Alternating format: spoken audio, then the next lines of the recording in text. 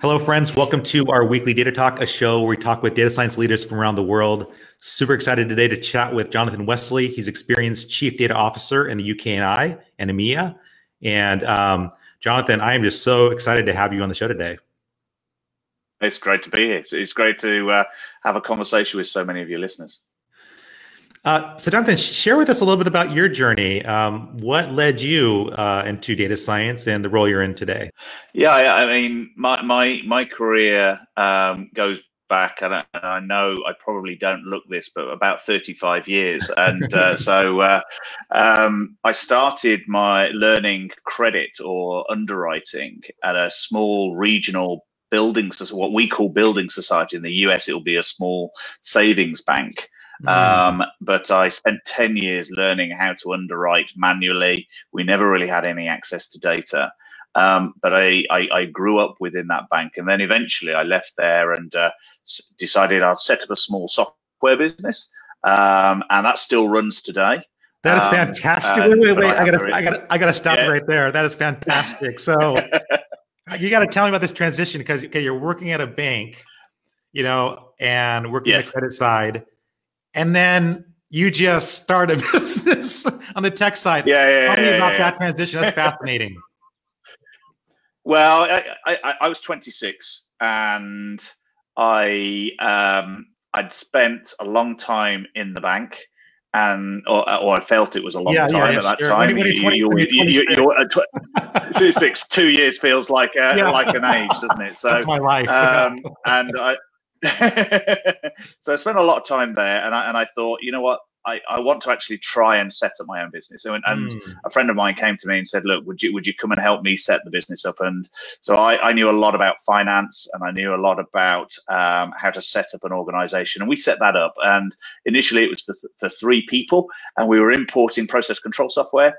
And over the years, that's grown to now it's generating about £6 million worth of revenue, employs 35 people.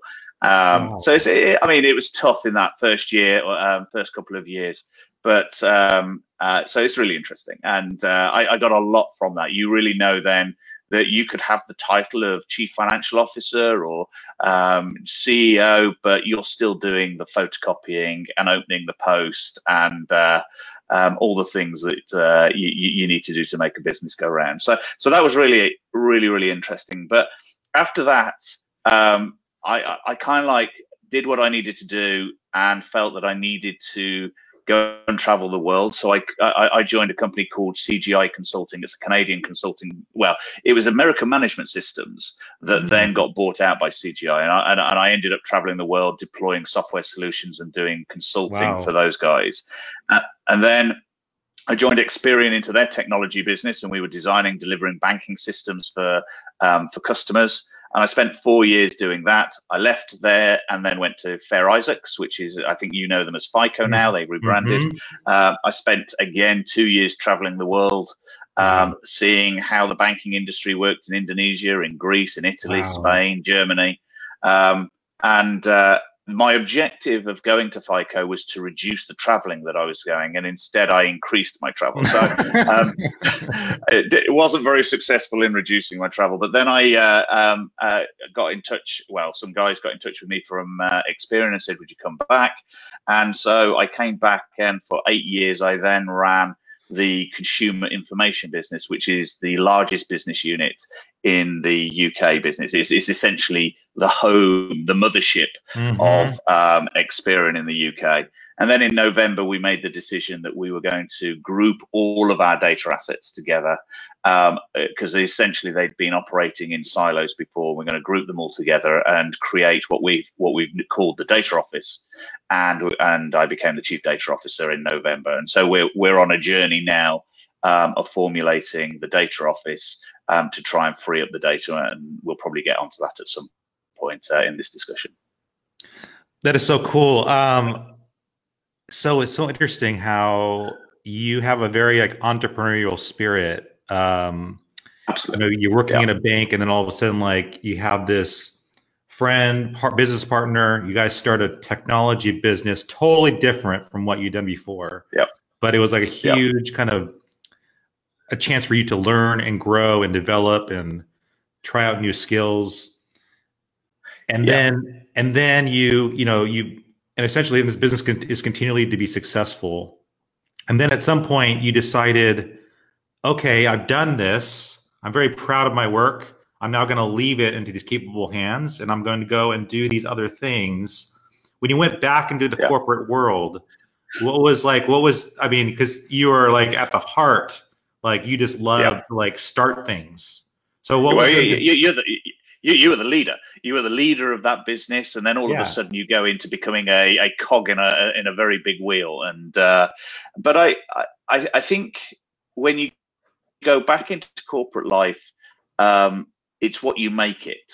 And I think what I liked about Experian was that you could be entrepreneurial, creative in a type of protected environment. You didn't necessarily get the same pressures. You got pressures, but you didn't get the same pressures that you would get from starting up a small business. But you got the support of a very large investment into ideas and new ways of working with limited risk, but you still had to deliver and you still had to be creative. And that's the thing that really interests me. And it's kind of the reason why I went away, I came back, and I've been back for a while now. So I've been back since 2007 running the business. So as I say, I thoroughly enjoy the environment that Experian create that allows for the creativity, the creation of new products and services, and that therefore allows for variability. And also the team that you're working with are very creative as well.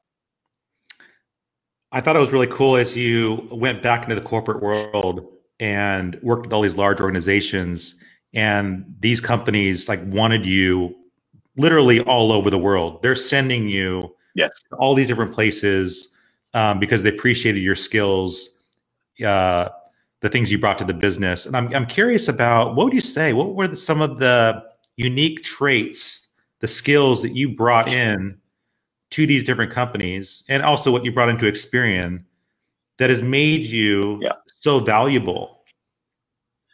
I suppose one of the key things is listening. And also creating environments that allow people to create themselves and support them.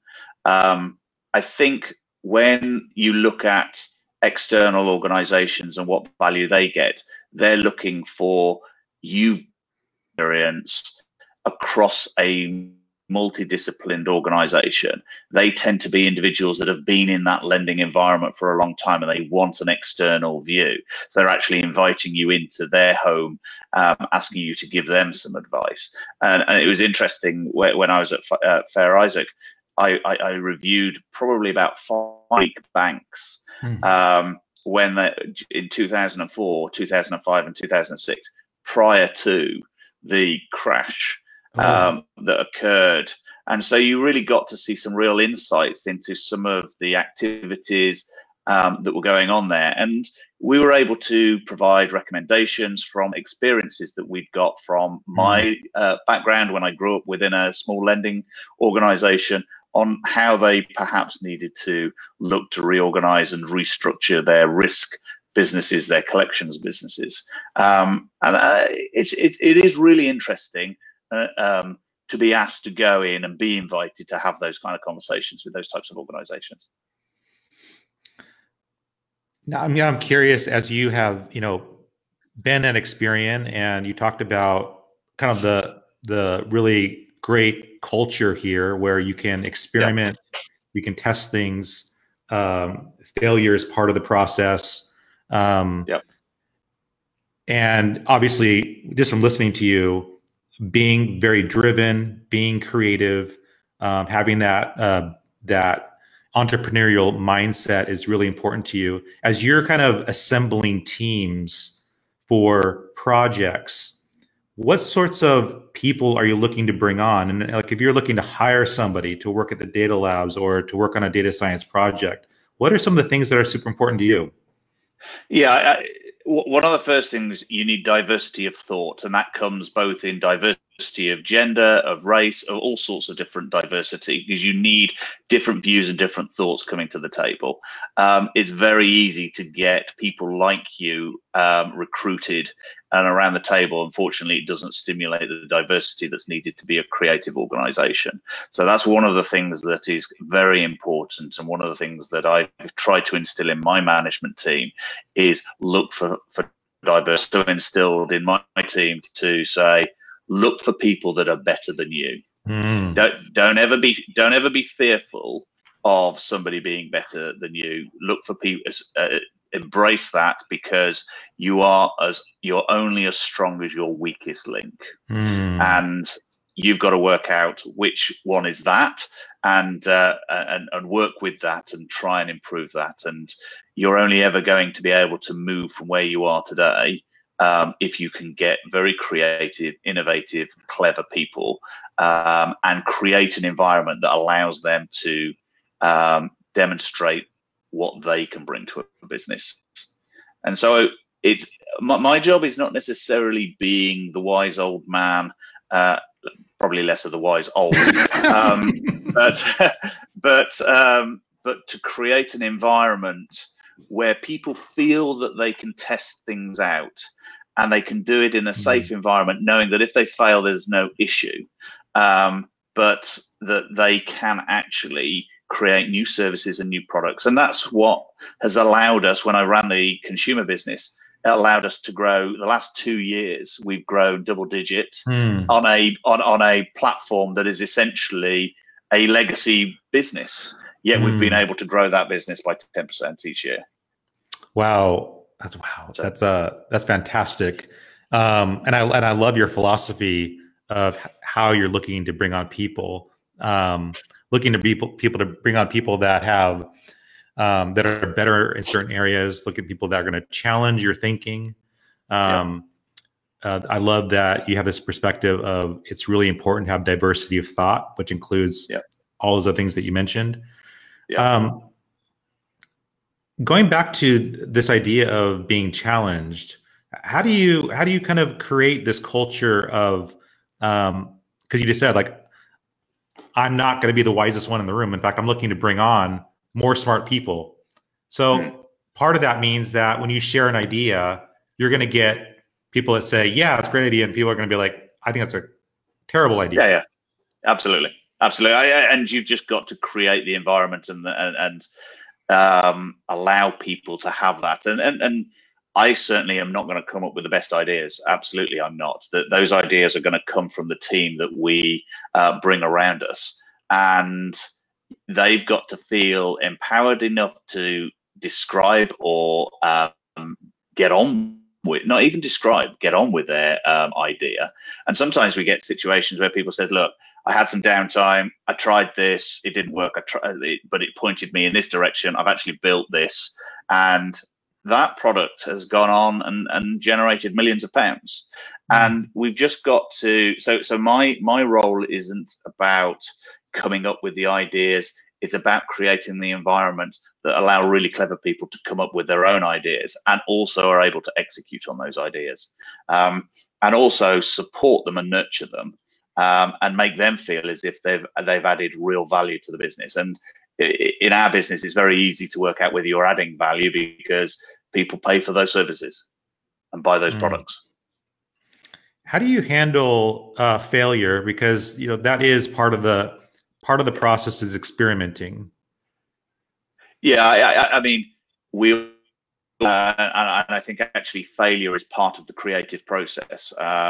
And you look at any author, you look at any painter, they probably have gone through hundreds of different versions of the final version. And I think the reality is, if you are going to ask your staff or ask your people to be creative, you've got to be able to create an environment that allows them to fail without criticism, that they know that, okay, they are going to spend money, but they're going to do that in a responsible way. I always instill in people, remember, would you do this if this was your own money?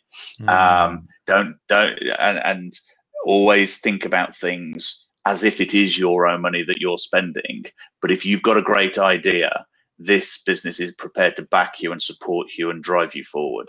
And so hopefully we've done that. We've created that environment. And what I now want to do is to move that creativity into a broader group, into the data office, and allow the creativity, rather than just looking at the consumer data, look at all the various data assets that are coming into our business. And that was part of the reason why my CEO asked me to take this. I think he saw the creativity that we'd been able to deliver in one part of our business and said, look, can we actually create this in a much broader way across the enterprise?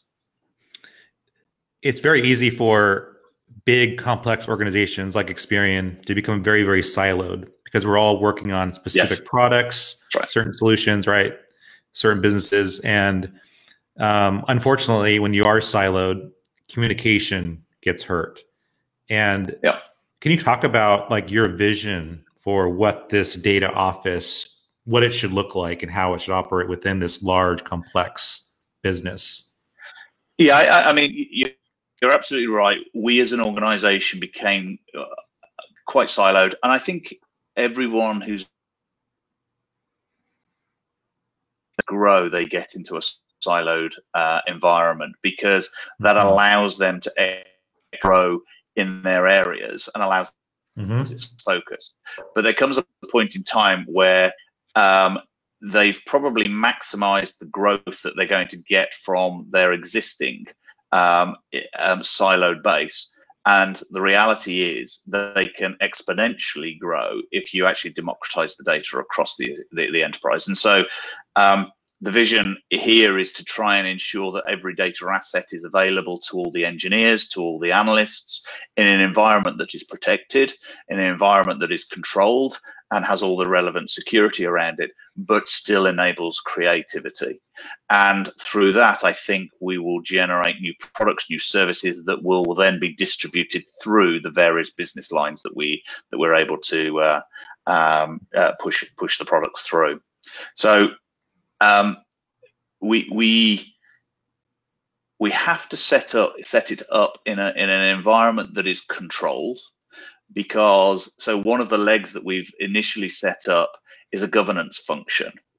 And you hear the word governance and you immediately recoil. Everything about it is has nothing to do with creativity, or it would seem. Right. But the reality is that function is an enabler. And if we can actually enable the access to the data in a way that is not only protects us as a business, but also protects individuals, so that they are never caught in a situation where the data is in the wrong place, then they don't have to worry about all the security, the way things are moved around. We've just created an environment that allows them to just think about creativity. And that is what we're here to do. And I mean, if you actually looked at the org structure that I've put in place, so I've got a governance function, but an enabler function. I've got an insights function.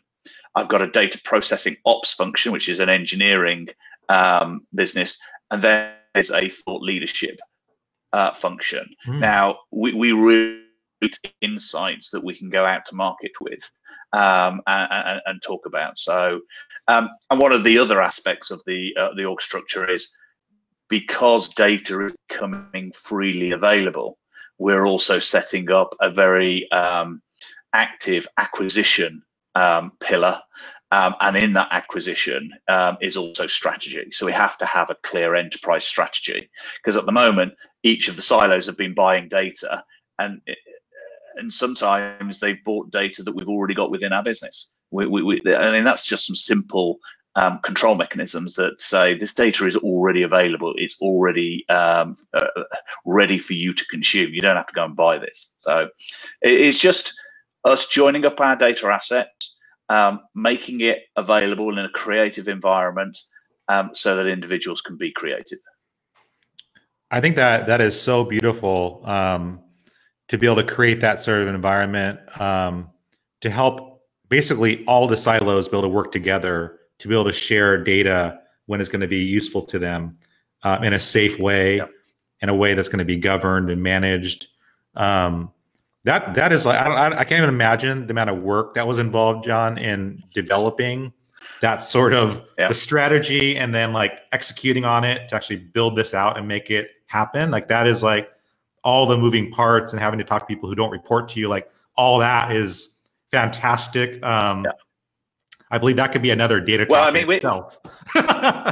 Yeah, I mean, we're a data business, and so when you say we're going to set up a chief data officer, does that mean that everything in our business reports into that person? Well, absolutely not. That actually defeats the whole object of what we're trying to achieve in creating agility, flexibility, creativity. All of those things start to go away when you start saying, okay, well, everything then reports in. So the reality is, we particular about the scale and the size of this organization.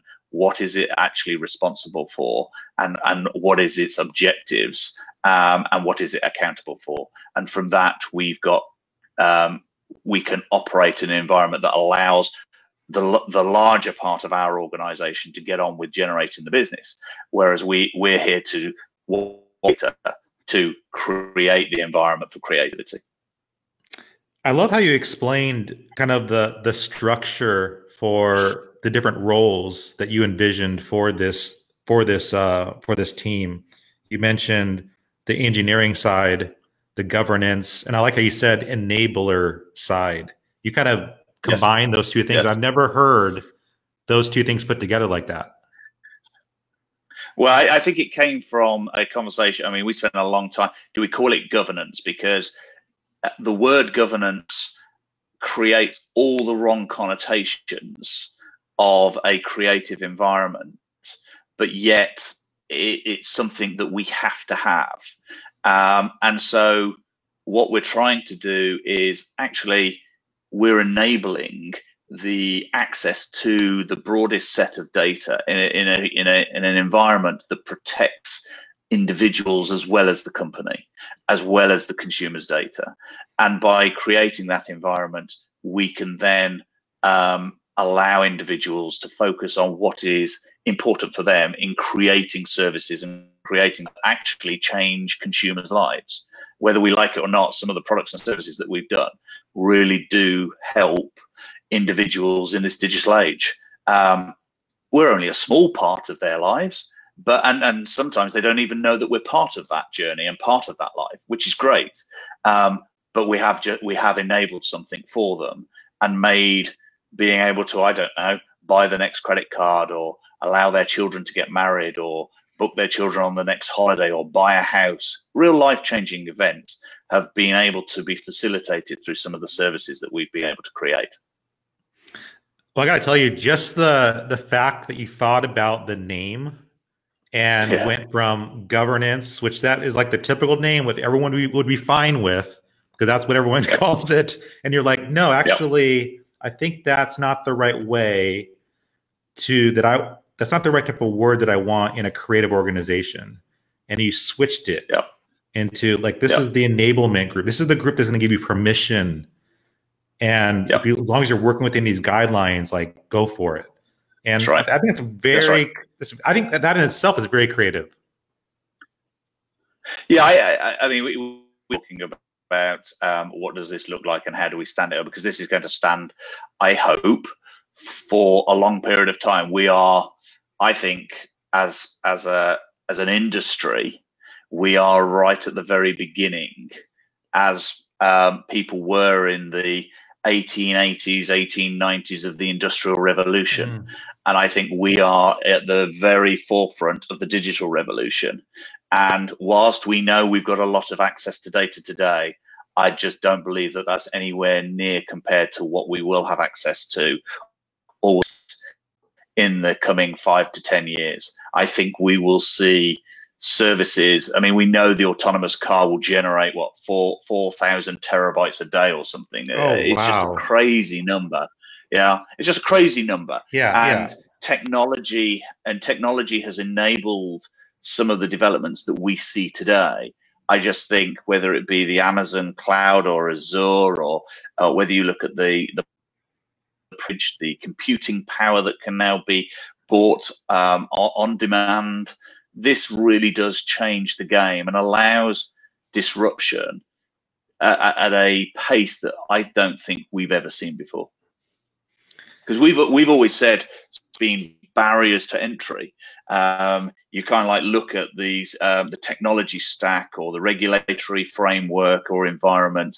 All of those barriers are essentially knocked down and are now available to your fintechs, to your health techs that are being very creative and disruptive. And I think that.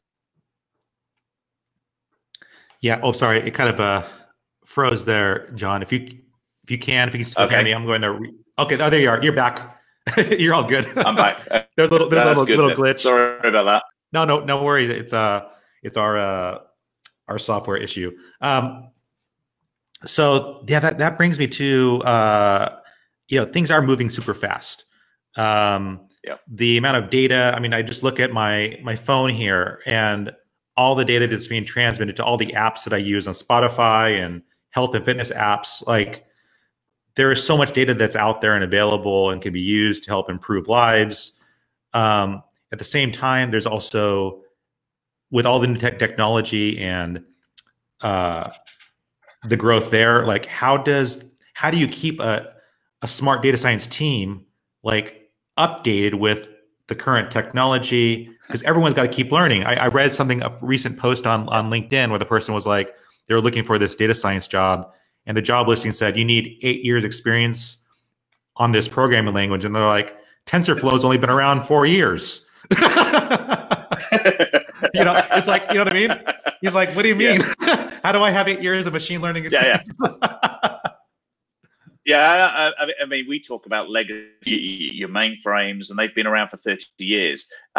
Generation Z or the millennials are talking about legacy on software that's been around, as you say, for 5 to 7 years. that becomes legacy for them. And I think I think you tackle that issue through the people that you bring into your business and the opportunities that you create for people within business to learn and redevelop. And I think we as an industry have to work out, how do we keep our employee base up to speed with the emerging technologies? And I think there is an element we've just embraced, and we're a bit slow to the party here, but we need a good program that brings in new thinking and different thinking, because essentially building the services and the products for the generation that are going to consume them over the next 5 to 10 years. And in so doing, you actually raise the bar within your existing team as well. So I think that there is definitely a recruitment strategy that you have to try and build, and that also builds in diversity within the business, because with diversity of thinking, you have innovation, and I think that really does change how we look at things. I think if you go back 10, 15 years, I still think that there was a thought that there was a job for life. But I think that was pretty much knocked on the head probably 5 years ago. And I look at my own children. I think I've had 5 jobs during my career of 30 odd years. I look at my son, who is 24, and he's had 4 jobs. The amount of change and diversity that's going on, and we've got to expect that we've probably only got our employees, a bit like you only have your children for a certain period of time. You're only going to have your employees for a certain period of time. And you've got to recognize that they will move on and they will move up in organizations. But for the period of time that you've got them, you need to create an environment that allows them to flourish. Oh, that's beautiful. I love that. It's so true. It's so true, as especially as times are changing, as people improve their different skills, and especially in the age we are now with how artificial intelligence and machine learning is beginning to change business and how we operate, there's going to be a whole bunch of new types of roles that don't exist today that will exist 5 years from now. That's right. And it's exciting. It's very exciting. That's right. I remember seeing something on the internet that was talking about people who start university, finish on technology that is out of date. And it's like, we are moving so quickly as society now. And I think it ends at the responsibility of individuals to keep themselves up to speed. Mm-hmm. But as much, we need to create an environment within the working environment that enables people to learn and relearn. And so we try and create and free up people's times. And I said to my guys, I want you to take at least a day a month off. Do that is up to you, but a day a month where you can go and do your own learning and your own development. And the problem with that is you get the pressures of work that continue to bear down on individuals. But I think if they know that they've got the freedom to go and do something like that, either off their own bat or through training or mechanisms, that way I think we can keep the team up to speed. Because if you don't keep your own team up to speed, when you go and face and have conversations with customers, you start and you're not adding any value into their environment. So, and that's the key reason why we're here. That's right. And I love that growth learning mindset that you've established for your team, encouraging them to continue to grow and learn. And I feel like, I think back in the day, John, like when you graduated from school, you're like, oh, I'm done. I'm kind of done with that. I'm now ready to start my career. Yeah. And now it's like, no. Like you finished school, great. Like you still got a whole lifetime of learning to go. There's so many more things to be learning. That's right. I mean, the environment that we're working within is changing so much, so rapidly, that the reality is, as you say, we're on a lifetime of learning. And I know this is something that government is looking at, because I think they recognize that, okay, you can go to university and you can get some strong skills there, but how do we maintain and continue to grow people? And actually, there are going to be times where we're going to have to reskill. And create an environment where individuals have learned one type of direction, one service or one code or whatever, and we're going to need to create an environment that allows them to relearn if they don't do it on their own. That's right. And it comes down to like having that mindset of being hungry, being curious, wanting to keep growing and learning, and realizing, I saw this report from McKinsey that said that basically the average business skill today will be useful for the next 4 years. And then basically there's going to be a new skill is required. And I just look at my own history, looking at back at programs I used back in the day that aren't around today. Like, oh, I was really skilled at this program, but actually that doesn't exist anymore. That's right. That's right.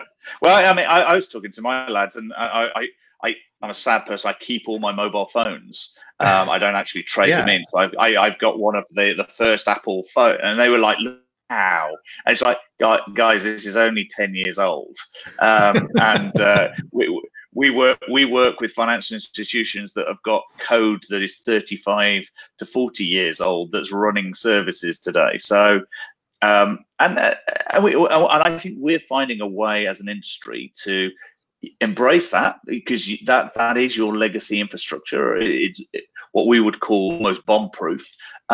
But at the same time, how do we then, because it's not going to attract the talent that we need to attract, how do we diversify those products and services into the new tech, the new environment? Because if we don't, we can't be quick enough. We're not nimble. We're not agile. We can't be creative, because the old technology just won't lend itself to the new environment in which we've got to react.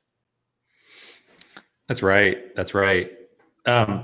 Something that you mentioned, I want to get back to, as you talked about how things are moving so quickly, how there are so many more people holding devices, things like autonomous vehicles, planes. The amount of data that is being produced every second is amazing, and I can't even begin to wrap my head around it. But as you look at the future and looking at Experian and credit, and I know something that one of your recent white papers from your team is around financial inclusion and things that you hope to see around how do we help get more data to help people improve their situations. Can you talk a little bit about like kind of your vision of the future? Sure. Yeah, I mean, we just talked about all the various data assets that are being produced, but even with all of this data that exists, there are still 3 million consumers in the UK who don't have access to affordable lending products that you and I would probably be able to get. So they feel, or they are excluded from some of the aspects of life that we would traditionally have. And in fact, there was a report that was produced just this weekend in the national paper that basically said, for everyone that doesn't have a bank account, or a checking account in the US, I think you call it, for every single person that doesn't have one of those, they are paying £500 a year more for services. Yeah, so the data that we've got still excludes individuals. They still get, by not having the credit lines, they don't get the data that they're looking for.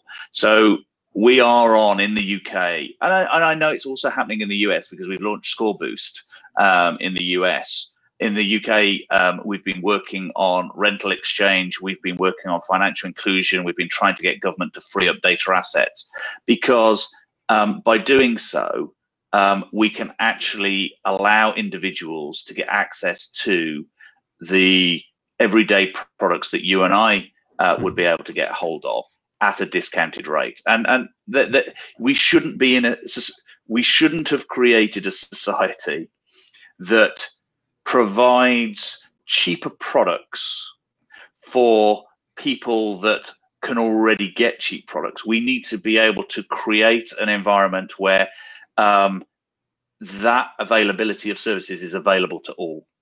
And if we can't do that, then the exchange that we need to create with the consumer about supplying data is not going to be successful. So I think as we move through over the next 5 to 10 years, there is going to be a greater relationship between business and the individual in order to share data. And why would they share data? Well, they will share data if they're going to get benefit from that. And I think if we can create an environment where they will get benefit from that, then they will be prepared to share that information. And in so doing, we will be able to create new products and services to individuals that today are excluded from that. So I'm pretty passionate about this, because what it does is it, unfortunately, through no fault of individuals' own, they end up having to go to far more expensive routes of credit. They get charged more money, and they're the most vulnerable in our society. That just does not feel right at all. They pay their rent on time. People who pay their mortgages get credit for that. People who pay their rent don't, and we need to change that. And that's something that we've been working on for the last 5 to 8 years now, to try and change that. And so, as you can tell, very passionate about it, something that we need to do. And actually, I think consumers are demanding of us that we change that. Well, I love that. I love your passion, John, and also just kind of stating the broken system that exists right now, and people having to pay so much more money out of their pockets to get access to financial products just because they don't have certain data reported. I mean, if you were to look at the future and like 5 years from now, 10 years from now, like what would you like to see happen? Like what sort of data sources would be able to come in to help people that are right now financially excluded? Yeah, I mean, we're working on rental already. And we're also working on a project that hopefully in the UK is called open banking. Essentially, the regulator has insisted access to transactional banking data, and so we're creating a service there, but that's through consent. But I think we will start to see, you held up your device earlier, as you say, there's a lot of information on that device that could streamline services and streamline processes that would allow people to go straight through. I mean, it's crazy. I mean, I went out on holiday with my sons. They took their mobile phone, but they didn't take their ID. Yet their mobile phone is as much an electronic ID of them as a card that I could go and reproduce relatively quickly on a corner street somewhere. So why are we not embracing the device information that exists there? I think we're also going to see a lot of information around automotive. Will your car tell you when it needs a service? Will your car tell you when it's going to be driving in a certain area that's unsafe, and that type of thing? And so you've got location data that's coming in there. I think we might even start to see psychometric data coming in to help understand individuals' behaviors. What are their likes and their dislikes that might be able to create services and products for them in that sense. So huge amount. I think early doors is transactional data. I think we're going to see the Internet of Things bringing on a lot of stuff, things that we don't yet know how we're going to interpret that and how we're going to use that. And I also think that the communication infrastructure and the launch of the 5G network is going to, it isn't just a better 4G. I think 5G is going to be pretty revolutionary for services that we can offer to individuals and consumers in our markets. You know, in the beginning of the show, you mentioned how you got your start working at a bank, and here in the U.S. it'd be like a credit union. That's right. And now you are basically helping these banks develop better products and serve more people and provide better rates. And so I'm wondering, like, what would be your message to yourself back then about what's happening today and how lenders should be thinking about their, making financial products more available and more reasonably priced? I mean, I don't think that there was any intention. I don't think this is malicious. I don't think organizations set up to exclude certain segments of society. And I think the reality is segments of society do get excluded in numerous different things. You could argue that the millennium age, the millennials and the Generation Z, they're so digitally engaged that perhaps the baby boomers are going to start getting excluded. So there is that. But I think if I was to give myself a message now, in retrospect, is always look at the unintended consequences and always be aware of what you're trying to create and that it is for the broadest group of population. And whilst that's difficult to achieve, I think we should be broad in our thinking as to how we're going to enable the most vulnerable people in our society and not leave them behind. Because that creates new markets, it creates new products and services, and something that I think every industry who serves consumers and serves individuals needs to think about. Not necessarily what it's trying to create for itself, but how is it creating a service that betters the people that it's serving. Well, I think that's a beautiful way to end it.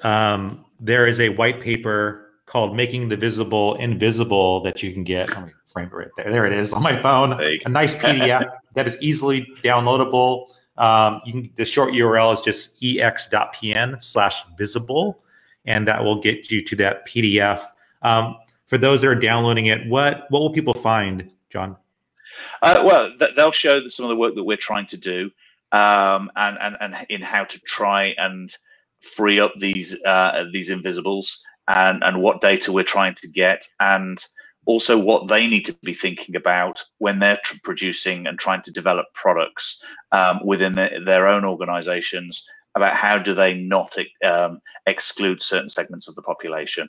And so it shows some of the work that we've been doing and what we're trying to do and why we're trying to do it, and hopefully gives some guidance for other organizations in what as they develop their products and services.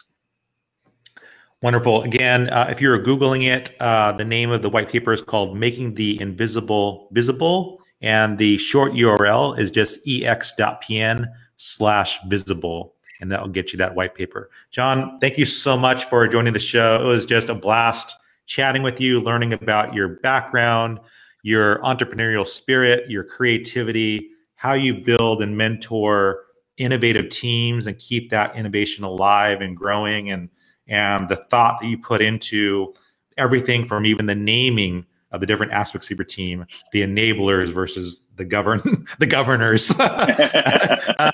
So it's just really cool to learn about you and your work and what you're doing for Experian, and also the work you're doing to help make financial products more available, more easily accessible, and more affordable. So thank you so much for all that. Thank you. Thanks for having me. Thanks so much, John. Thanks. Take care. Bye-bye.